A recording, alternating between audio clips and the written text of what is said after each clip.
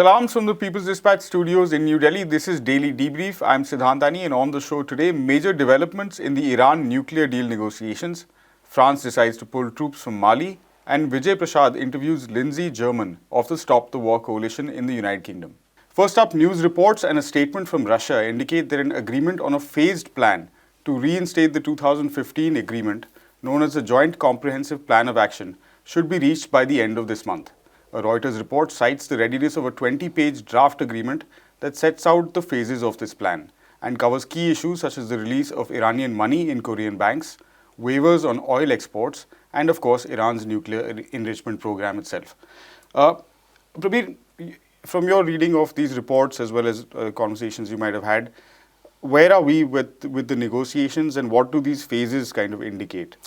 From what it appears that the two sides are fairly close to the agreement. Of course, there are still some pitfalls, and as you know, till these are settled, we will not know whether it will lead to a breakdown or it can be resolved. So those questions are still open.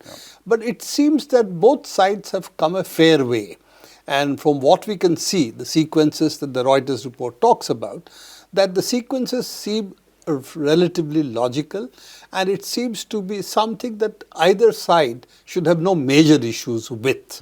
And so therefore, I would think, as again the Reuters report says, that we are close to an agreement, and in maybe 2 weeks, by end of February, something could be announced as early as that. Right. The pitfalls that remain, of course, are regarding the kind of sanctions US imposed, how the enrichment program that already Iran has undertaken will be rolled back, and also the other big issue which is hanging as a sword of Damocles over the deal is what happens in 2024. So is it only a 3-year deal, or Iran will ask for certain guarantees, which is not necessary to say that US will never pull out of this agreement, because Biden does not have the authority to bind a future president. So that's the plea that he will take.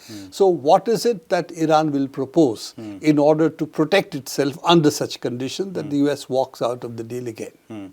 So I think these are the issues that are still remain to be resolved, though again some contours are visible. Right. So just continuing on these same principles, one is the centrifuges that you talked about, which, like they've said, because of attacks. I haven't talked about the centrifuges. No, not today, but the previous time we referred to the nuclear deal. No, that's fine. We talked about Israeli or attacks that have been attributed to Israel that have damaged facilities, and therefore new technology has come in. And therefore, these things have to be amended in any new agreement. And also leading up to Iran saying that if a future government from the US were to withdraw again, then our enrichment goes back up. So how is this kind of going to play out on these discussion tables? Okay, if we take what are the things that Iran has put into play, one of it, as you rightly observed, is a question of centrifuges. As you know, in the original Iran deal, the more advanced centrifuges were withdrawn, mothballed, and they were not supposed to be put into operation. Right. Some of them were actually destroyed as well. So Iran actually did all of that. So only if the centrifuges which were there were relatively the old first generation ones, the IR ones that Iran was using, and also is restricted to the number that were there, about I think 5,000 odd centrifuges out of 19,000 that they had. Right. So Iran has now said, because of the damages, and this is because of Israeli and US sabotage of the nuclear facilities, we cannot put back the old centrifuges. A lot of them are damaged. So we'll replace them by newer centrifuges. Of course, these are more efficient centrifuges. Therefore, the time cycle required, the quantity they can reprocess and enrich are faster. So all that is very much there in this. That the cascades that now they're going to put in place may reach the numbers of 5,000, but they will be more efficient and they will be able to do their job much faster. So that is one part that is still could be a bottleneck, something that needs to be resolved. So that is one issue. The second is, they had asked earlier that Biden should give a guarantee that the US will not pull out of this deal again. So whatever sanction relief Iran gets is only temporary, and like last time, Obama actually did not remove the sanctions at one go. Yeah. They were removing it piecemeal, and when Trump came back, he not only reimposed sanctions but also imposed new ones.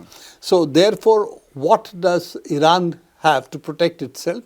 So they have said that the agreement itself should be modified, that if US pulls out of the agreement again, then Iran would have the right to process enriched uranium up to 60%. Now, there is a big issue over here, which is what bothers the United States, that if you go up to 60%, 60% to 90%, which is really both are highly enriched uranium, but 60 to 90% is relatively trivial in terms of the amount of energy and the number of cycles you require. That's a much smaller amount of energy required. If you want to go from, say, 3.57%, which is the original, 3.67%, which is the original limit, up to 20%, that's about 80 to 90% of the energy required, and after that it becomes progressively smaller. Right. So 60 to 90 is relatively a very small number of cycles are involved. So therefore, it effectively means that Iran would have the ability to actually have what is called breakout. That means they have the necessary fissile material, if they want, very quickly for a bomb. So that's what Iran is saying, that if they withdraw, the US withdraws, then we should have the right to 60% enriched fuel, and this is something which should be a part of the agreement. So this is a big one. So this is something which everybody is going to say, oh, this is something we don't agree. So I think that could be, more than the centrifuges, this could be a big bottleneck. Point, right.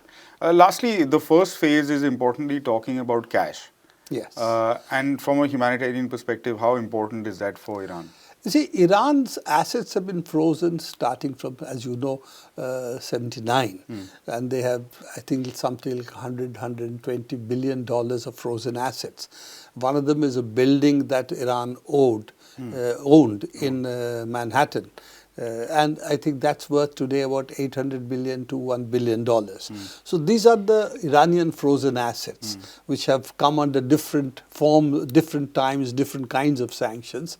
And how much of that will be released and at what sequence is not clear. The first set of steps seems to be those like Korean banks. These were new sanctions which were put after Trump withdrew from the agreement, and this were against Iran, oil supplies that Iran had already made to South Korea.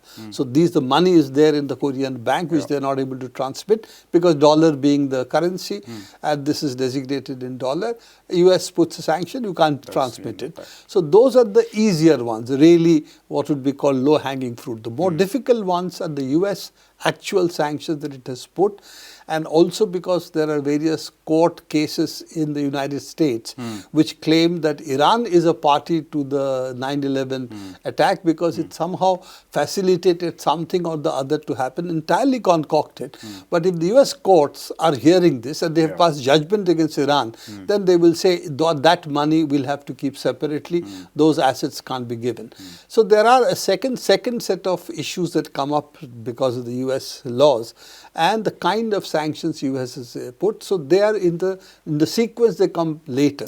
Then the third set of sanctions which Trump introduced, which actually had nothing to do with the original sanctions. And Trump, when he introduced it, he said very clearly, as well as the Republicans, the purpose of this is to withdraw from JCPOA is not the issue, but make it much more difficult to reinstate it. So these are independent sanctions and they are not related to the JCPOA, not related to the original Iran agreement itself or the issues thereof. So therefore it can be argued that this is nothing to do with JCPOA, but Trump actually connected the two. So those are also the sanctions which need to be withdrawn. With the Republican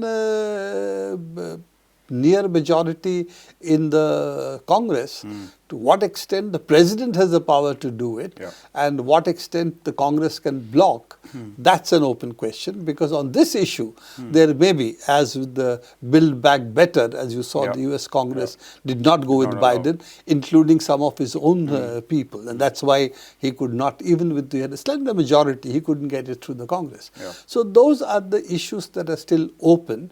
But it looks like that both sides now believe that a deal is possible. So we have a much brighter chance of probably reinstating the deal within a few weeks if the Reuters report is to be taken at face value. Right. Thanks so much, Prabir. Next up, important news coming in from Mali in the wake of a breakdown in relations between France and the ruling military government in the West African nation that's on the forefront of the battle against ISIS and other jihadist outfits. France has decided to end its 9-year military engagement and pull troops out of the country. Prashant, in 2013, Francois Hollande was welcomed to Bamako as like a hero. And last week or a couple of weeks ago, the French ambassador expelled from Mali. Troop withdrawals now coming up. What's going on in the region? Right. So, Siddhant, like you said, you really can't look at Mali in isolation here because it's a larger region, what is called the Sahel region. And the French Operation Barkhane, as it is called, is actually located in this entire region. So, we need to be a bit careful about some of those terms because the French are not withdrawing per se, they're redeploying. So while it's being called a withdrawal, they're actually redeploying from Mali to Niger. So the total number of troops in the region does not really change. There are about 4,300 odd French troops in the region, of which 2,400 were in Mali, I believe. So actually it's just a redeployment of the operation. But it comes in the wake of a lot of factors, one of which is the fact that over the past 2 years, there has been a considerable change in Mali's politics as well. Now we do know that Assimi Goïta had staged a coup and removed the ruling government at that time. Then he staged a second coup, so to speak, and directly assumed power. And now he is actually the leading authority in Mali right now. And there's been increasing tension between him and the French on the one hand, him and the Malian government and other governments, for instance, which have sought to impose curbs on the government, on the Malian government. But the important thing to note, of course, is that there's also been a mass upsurge against the presence of the French in the country. Right. In fact, there is an argument to be made that it is actually this popular discontent against the French, which is not only in Mali but many other countries in the region, which is actually pushing the governments of these regions into slightly more radical stance, so to speak, because we do know that Assimi Goïta, the current president, was trained by some of these Western powers. So it's not that he's a radical or a progressive of any sort in general. So this is the general mood that is actually prevailing in the Sahel region. There's a massive amount of discontent with the French presence, and it's not only France. There's a European Union operation, there's a UN operation. The important thing to note, of course, is that all these operations are supposedly to combat Islamist groups, and we need to remember one thing, that why is this wave of Islamist organizations there in the first place? A lot of it has to do with the fact that the NATO invasion of Libya was a key point in actually this outburst of these are kind of organizations in terms of weapons, in terms of encouragement and strength. We'll be having an article by Vijay Prashad soon which elaborates many of these points. But we need to remember that, because you don't say these things in isolation. It's not just the French came and the French withdrew, but actually the culmination of a long process. And while initially there were some advances made by these French forces, over time the situation has actually worsened considerably. I believe the numbers say that I think around 800 attacks took place in 2021 alone in the larger region, and many people have been, lots of people have been killed in the region as well. So the big question, I think, is that the massive amount of popular discontent that has been is taking place in this region has forced these Western powers to sort of take a step back, and also the realization that these operations have increasingly been unproductive. They're not really led to much benefits. Right. So coming to the larger missions, whether it's the UN mission or other missions that are active in Mali at this point, what sort of impact will this redeployment of troops have then? Right. So, see, a lot of critics have been, speculating with a lot of concern about whether there's going to be a mass comeback of these groups. The important thing to note, of course, is that, like I said, over the past few years, it's debatable whether the presence of these Western forces has actually had an impact. And then there's also, of course, an entire politics around resources. Yeah. There's a lot of politics around that, which we'll be covering in the coming days. But the big question really is that has this really had an impact? So, there's, of course, a very strong school of thought which believes that maybe there is even slightly more scope for engagement once these foreign forces have withdrawn. And, that is really an open question whether it's possible at all, whether the governments have that kind of vision and that kind of credibility to actually engage with some of these groups. Is that even possible is a big question. So I don't think as of now it's very, it's entirely possible to just make a direct prediction that, because of the French withdrawal or the European withdrawal, there's going to be a massive deterioration in the security situation. But this is, of course, what the Western powers would like to believe, that they're the last bastion of civilization against these barbaric forces. The UN mission, in fact, has come out and said that, okay, we will continue, our commitment remains. Yes, but they might also re-examine some of these deployments and all that. But it remains, I think, it's still very much an open question. A lot remains on the fact of how these governments are able to manage. But ultimately, we need to realize that this is part of a larger imperialist strategy in the region. France, the United States, of course, AFRICOM, they play a very key role. France often goes under the radar, but like we've seen, it has a massive, significant presence in the Sahel region. Many of the governments are very closely aligned with it in terms of policy, and they, in some senses, they have a much larger hold than you would assume, because it often goes under the radar, so to speak. But I think in some ways this is definitely a positive step as far as the people are concerned. Even in Burkina Faso, we've seen protests against the French military presence. There's been this wave of agitations. So in that way, it is actually a positive thing. Now the real question is that whether the governments of these regions, listening to popular pressure, listening to popular sentiment, can actually take things forward in a more progressive direction, or what we get to see is really the question. All right. Thanks so much, Prashant. In continuation of our coverage of the Ukraine crisis and the possibility of war in Europe, Globetrotter Chief Correspondent Vijay Prashad spoke to Lindsay German of the Stop the War Coalition in the UK. She's a veteran activist, an anti-war activist, following up on her piece in The Guardian criticizing the Labour Party's turnaround on anti-war principles. Let's listen in. In this important article where you've really gone after the leader of the Labour Party for his quite craven attempt to curry favor with Washington, D.C. and perhaps also with Boris Johnson, you make a very strong point about how NATO, the North Atlantic Treaty Organization set up in 1949, is not really a purely defensive organization. Can you tell us a little bit about NATO and this claim by NATO itself, but also Keir Starmer, that it's a defensive organization? Well, I think if you look at the whole history of NATO, when it was set up very, very clearly in order to make sure that America, the United States, dominated the supposed defense of Western Europe. And that was the aim of the NATO alliance. It was deliberately designed to keep the Russians out of it. And it was always structured so that the US and Europe each had a key figure heading up NATO. So it was very much integrated into the Cold War world, if you like. This was a period when it was set up where Europe was recovering from the Second World War, and the Cold War had really begun by then. So it was seen as an alliance to promote Western values, as they might call it. And of course, its role then was very much against the Warsaw Pact. You had the United States on the one hand, you had the Eastern Bloc and the Soviet Union on the other hand, and the Warsaw Pact was the military alliance of Eastern Europe. But of course, when you had the collapse of that bloc, when you had the fall of the Berlin Wall, and after that in 1989 onwards, then you had a very different situation where the Warsaw Pact fairly soon was dissolved, and NATO really by any kind of logic should have been dissolved as well, but it wasn't. And at the time, it was promised to Mikhail Gorbachev, the then Russian leader, that NATO would not expand eastwards. There was the reunification of Germany. For people who don't know, Germany was divided after the Second World War, and the smaller part of it was called the GDR and was affiliated to the Eastern Bloc and to the Soviet Union. After the fall of the Berlin Wall, the country was, it took a couple of years, but the country was reunified. The promise was NATO would not go further than East Germany's GDR's borders.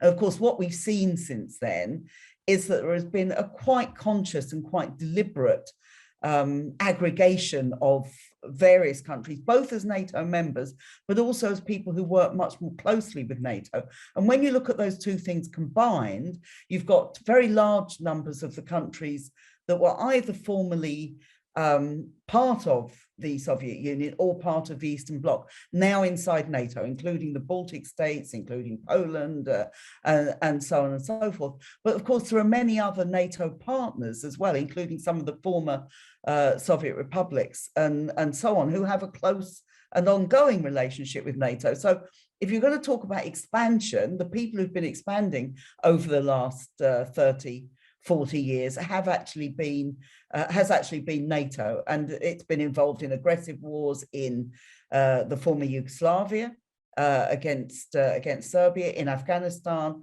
and of course the bombing of Libya in 2011, all of them aimed at regime change actually, but particularly with Libya and with Afghanistan, you saw NATO playing an absolutely key role. So this kind of idea that this is a defensive alliance strikes me as completely disingenuous. It just simply flies in the face of the facts as we understand it. But you can listen to that entire interview on our website, peoplesdispatch.org, and our YouTube channel as well.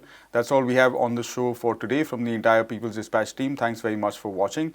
For more details, like I said, visit our website, peoplesdispatch.org, and give us a follow on all the social media platforms. We'll see you next week. Thanks for watching. Bye.